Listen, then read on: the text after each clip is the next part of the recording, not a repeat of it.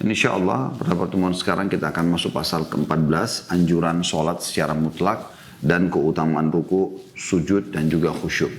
Sebelum kita mulai, saya ajak teman-teman di YouTube untuk subscribe, jangan lupa like dan juga loncengnya agar Anda selalu dapat informasi terbaru buat kita atau buat Anda tentunya dari kami.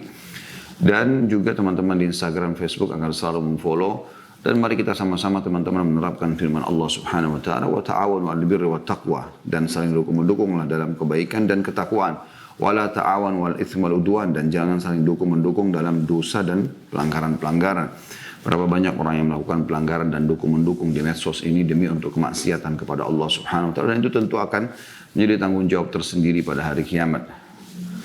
Baik teman-teman sekalian, hadis pertama dalam pasal kita ini hadits nomor 383, urutan dari awal kita belajar. Dan hadits pertama, di sebelahnya ada angka 1 bagi yang pegang bukunya, tulisannya setelah itu sahih. Dari Abu Malik al-Ash'ari radhiyallahu anhu, dia berkata, Rasulullah sallallahu alaihi wasallam bersabda, ingat, setiap kita mengatakan Rasulullah sallallahu alaihi wasallam, teman-teman jangan lupa bilang sallallahu alaihi wasallam. Jadi kita juga mengucapkan salawat kepada Nabi sallallahu alaihi wasallam.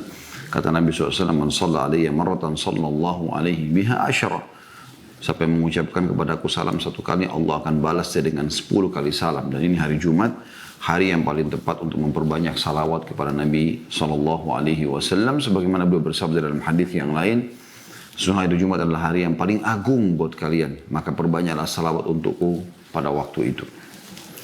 Dan bagi teman-teman yang masih punya masalah belum terpecahkan, utang belum terlunasi, penyakit belum sembuh, salah satu ikhtiar adalah coba memperbanyak salawat kepada Nabi SAW. Karena beliau mengatakan kepada sahabat yang memperbanyak salawat untuk beliau SAW dibandingkan zikir yang lain, maka beliau mengatakan kalau begitu akan dibersihkan dosamu, akan diangkat permasalahan hidupmu, dan akan diberikan rezeki untukmu. Kata Nabi SAW, At-tuhuru syatrul iman, walhamdulillahi tamla'ul mizan, wa subhanallahi walhamdulillahi tamla'ani au tamla'u ma bainas sama'i wal ard, wassalatu nur, wassadaqatu burhan, wassabru diya, wal qur'anu hujjatun laka au alaika. Bersuci itu separuh dari iman.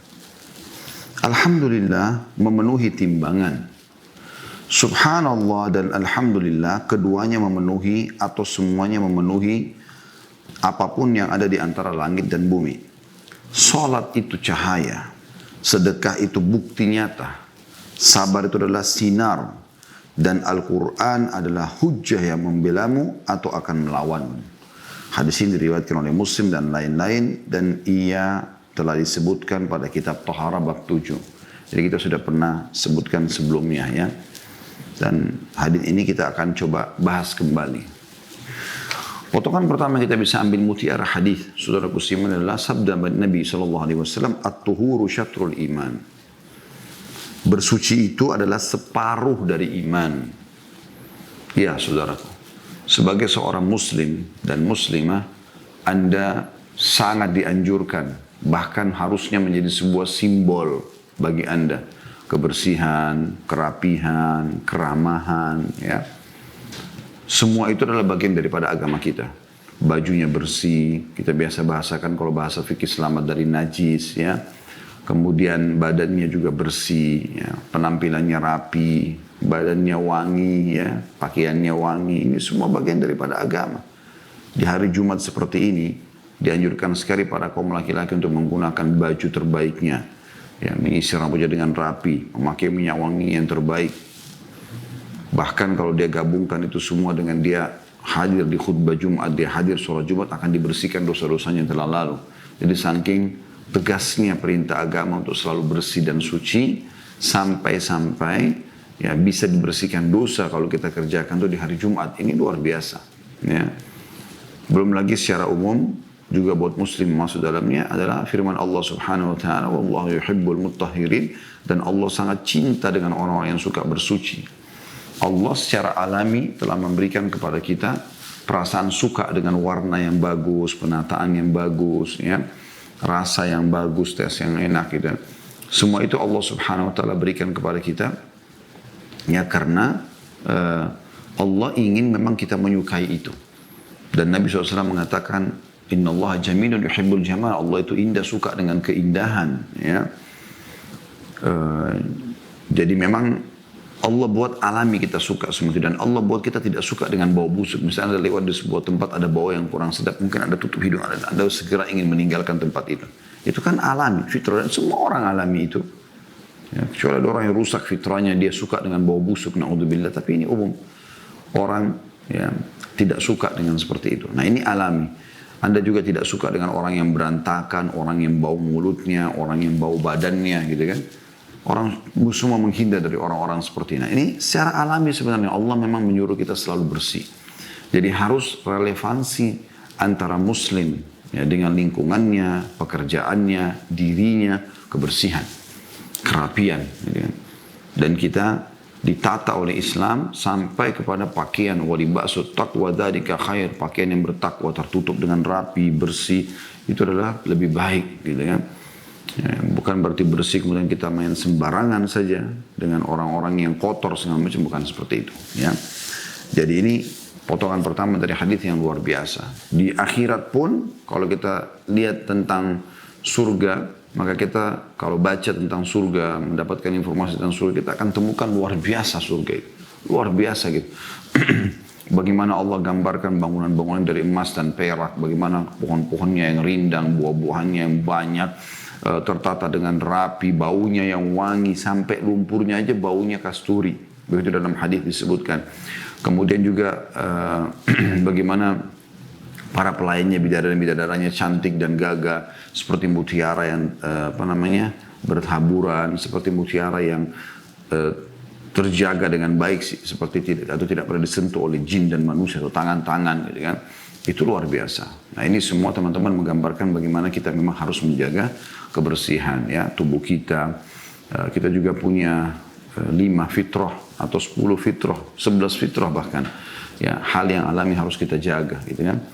Mencukur kumis bagi laki-laki itu mencabut bulu ketiak, bagi laki-laki perempuan mencukur bulu kemaluan, memelihara jenggot bagi laki-laki. Kemudian khitan, sunat ya. Kemudian berkumur-kumur, kemudian istinsyak, menghirup air di hidung lalu membuang kembali.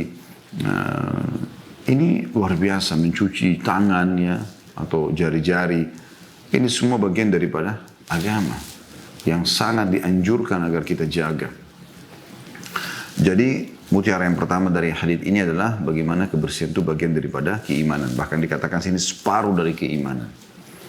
Ya, berarti orang kalau tidak suka dengan kebersihan bisa hilang separuh keimanannya. Itu luar biasa gitu ya.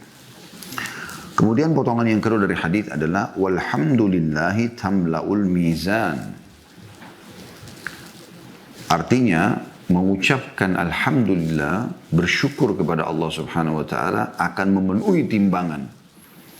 Artinya kalau teman-teman membiasakan alhamdulillah, alhamdulillah, alhamdulillah dalam setiap keadaan kita, maka pastikan teman-teman sekalian kalau Anda ikhlas karena Allah, timbangan Anda akan berat pada hari kiamat. Kenapa kita tidak lakukan ini? Ini hal yang luar biasa.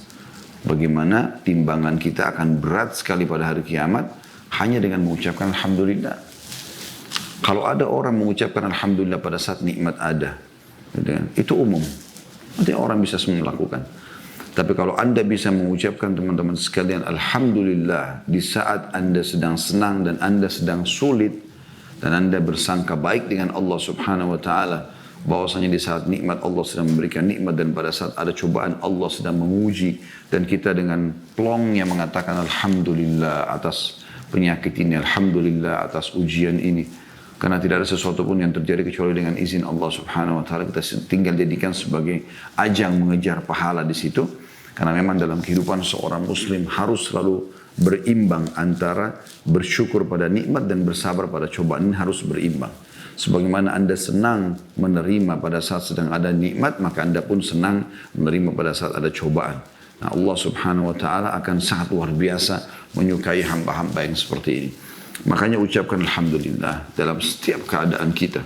Alhamdulillah. Pasti Allah lebih tahu kenapa ini terjadi kalau itu tidak kita sukai.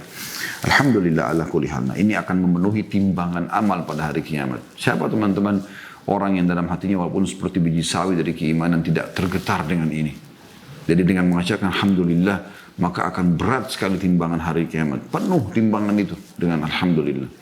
Ya, di sini bukan Nabi SAW mengatakan dengan mengulang-ulangi Alhamdulillah. Tapi Alhamdulillah tamla'ul mizan. Mengucapkan Alhamdulillah ini sekali bisa memenuhi timbangan, apalagi kalau diulang-ulangi. Jadi banyak bersyukur. Allah SWT akan tambah. Ini kata kunci nikmat Allah SWT bertambah pada Anda. Kemudian potongan yang ketiga, wa subhanallahi walhamdulillahi tamla'ani atau tamla'u ma bainas sama'i wal ard.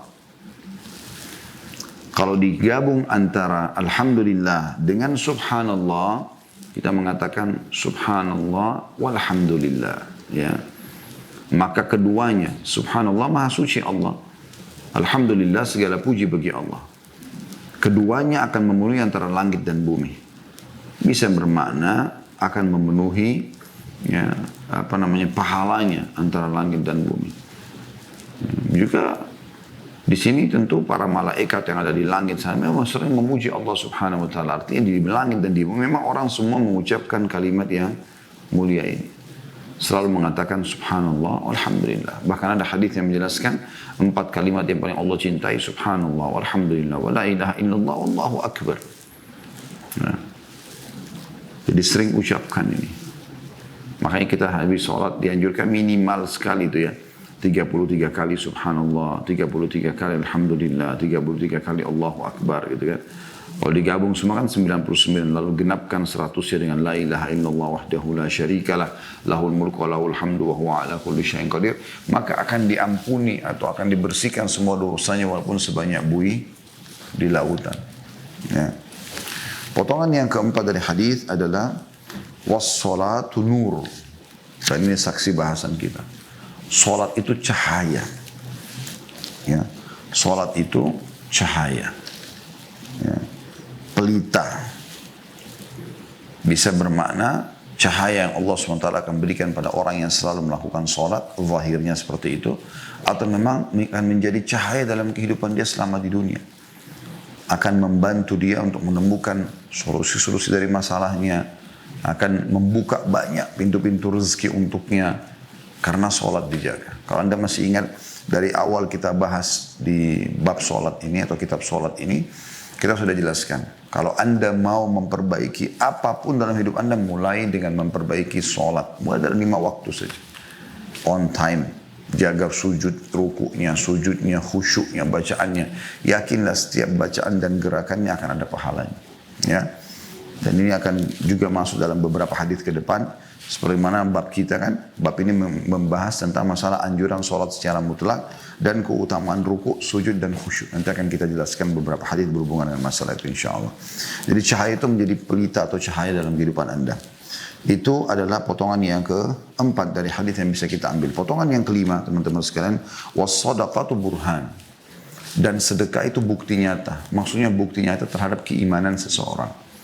Jadi kalau ada orang suka membantu bersedekah, berarti orang ini ada keimanannya. Gitu.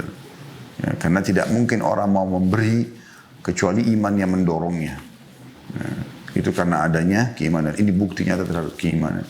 Artinya kalau orang mukmin tidak akan pernah pelit. Tidak bisa bersatu antara keimanan sama pelit atau perhitungan.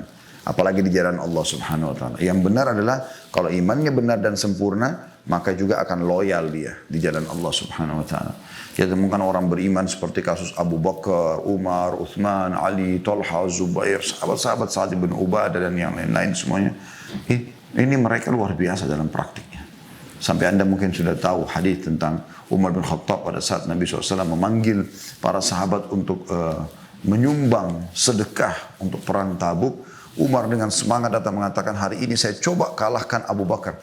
Dia motivasi dirinya sendiri dengan membawa setengah hartanya. Ya, itu nggak mungkin orang punya 1 miliar 500 juta dibawa ke jalan Allah, itu luar biasa kecuali iman yang mendorong. Anda punya gaji 1 juta, ya 500 ribunya Anda bayar, gitu. Keluarkan di jalan Allah SWT. Itu kan setengahnya luar biasa. Maka Umar pun datang ke majelis Nabi SAW lalu mengatakan, ya Rasulullah, ini untuk Allah dan Rasulnya. Karena Nabi SAW undang secara terang-terangan, maka Umar pun menyumbang terang-terangan. Karena Nabi SAW lagi tunggu di masjid orang yang datang untuk membawa sumbangan. Setelah itu datang Abu Bakar. Sempat Nabi SAW tanya Umar, apa yang kau sisakan buat keluargamu? Kata Umar, seperti ini ya Rasulullah. Maksudnya setengahnya lagi ada di rumah buat kebutuhan mereka. Karena sekarang Umar bin Khattab mau berangkat berjihad, mungkin mati syahid. Gitu kan. Walaupun beliau pulang akhirnya dari perang Tabuk tidak mati syahid gitu kan. Nanti matinya di masa khilafahnya beliau dengan hikmah Allah Subhanahu wa taala ditusuk oleh Abu Lu'lu' ya. Kemudian datang Abu Bakar setelah itu, lalu Abu Bakar memberikan harta yang sangat banyak. Lalu dia membawa seluruh hartanya. Maka kata Nabi SAW kepada Abu Bakar, apa yang kau tinggalkan buat keluargamu? Kata Abu Bakar, Allah dan Rasulnya. Maka Umar berkata, ya, dan ini disampaikan kepada beliau dan sampainya kepada kita dan kepada teman-teman pada pagi menjelang siang ini. Maka Umar mengatakan, saya yakin saya tidak bisa mengalahkan Abu Bakar. Jadi mereka bersaing dari sisi mengeluarkan sedekah itu demi kebaikan ya. Kalau kita biasa cemburu melihat teman-teman yang lebih baik daripada kita sisi ibadah dan tidak berharap hilang dari mereka itu, kita berharap kita seperti mereka, itu hal yang boleh, namanya ghibtah dalam agama. Maka dibolehkan. Oleh karena itu teman-teman sekalian, ini luar biasa. Sedekah itu bukti daripada bukti daripada keimanan. Dan teman-teman saya sarankan kembali lagi ke link YouTube ya. Insya Allah di playlist ada itu tentang keajaiban sedekah. Panjang lebar kita jelaskan perkataan-perkataan ulama tentang masalah sedekah, manfaat-manfaat yang bisa didapatkan. Intinya salah satu juga perangkat kita untuk melalui kehidupan dunia ini untuk mendapatkan lebih banyak fasilitas rezeki, untuk keluar dari permasalahan yang sedang kita hadapi, penyakit yang tidak sembuh-sembuh, atau apa saja masalah yang sedang kita hadapi, justru dengan sedekah. Nah, itu yang kelima. Yang keenam teman-teman sekalian, potongan hadits adalah was-sabru dhiya. Sabar itu adalah sinar yang terang benderang. Ya. Jadi kalau Anda begitu kena satu musibah, cobaan, lalu Anda sabar, sabar ini maknanya bukan duduk manis diam ya. Tapi maknanya lebih tepat menerima keputusan Allah, takdir Allah, kemudian ikhtiar mencari jalan keluar. Misal Anda sakit, bangun tidur tiba-tiba sudah sakit. Oh, Allah lagi uji saya, langsung kita terima. Kemudian kita ikhtiar, minum obat ke dokter, minum minuman hangat misalnya. Maka itu adalah sabar. Ada orang utang, kemudian dia tidak bayar, lalu kemudian kita coba ya untuk untuk coba tagih, dia belum mau bayar juga. Maka bentuk ikhtiar kita ini kita terima sebagai keputusan Allah, ini Allah lagi uji saya, lalu kita ikhtiar untuk menagihnya, di bagian daripada sabar. Nah sebagian orang menerjemahkan sabar itu ya duduk saja manis, tidak usah berbuat apa-apa, toh ini sudah keputusan Allah. Ini tambah itu dengan apa? Ikhtiar. Itu tidak mengganggu kesabaran Anda tentunya. Ini ya potongan yang ke-6 yang kita ambil dari hadis ya. Jadi yang pertama, kesucian bagian daripada keimanan. Yang kedua, bagaimana bersyukur kepada Allah akan memenuhi timbangan amal pada hari kiamat. Yang ketiga, kalau kita mengucapkan, tadi itu yang kedua itu alhamdulillah ya. Yang ketiga kalau kita ucapkan subhanallah, alhamdulillah, maka ini akan memenuhi antara langit dan bumi. Yang keempat adalah sholat itu ya, sinar yang sangat terang. Nah, sudah kita jelaskan tadi. Yang kelima adalah sedekah. Itu adalah bukti nyata terhadap keimanan. Yang ketujuh adalah as-sabru dhiya. Nah, yang keenam maksudnya, yang keenam adalah sabar adalah sinar yang terang. Sudah kita jelaskan tadi bagaimana dia akan menjadi sinar penerang bagi seseorang karena dia sabar dalam menerima keputusan Allah Subhanahu wa taala. Dan yang ketujuh adalah wal Qur'anu hujjatun laka au alaik. Quran itu bisa akan membelahmu atau melawanmu. Maknanya apa kata ulama? Kalau kau selalu baca Al-Quran itu, dia akan menjadi penolongmu. Sebagaimana sabda Nabi SAW, Iqra al-Quran fa innahu ya'ti syafi'an li ahli yaumil qiyamah. Baca Al-Quran karena dia akan jadi akan datang menjadi penolong bagi pembacanya pada hari kiamat. Tapi sebaliknya kalau orang tidak membacanya, tidak mempelajarinya, tidak menerapkan hukum-hukumnya, maka akan bisa menjadi hujjah terhadap dia. Maksudnya akan melawannya nanti pada hari kiamat. Ya, bagaimana Al-Quran itu betul-betul menolong para pembaca dan pengamalnya dan akan juga ya melawan orang-orang yang justru melawannya atau meninggalkannya. Dan ini berarti memang kita harus menerapkan Al-Quran sebagai sebuah pedoman hidup ya dalam kehidupan kita. Ini yang kita bisa ambil dari hadis yang pertama.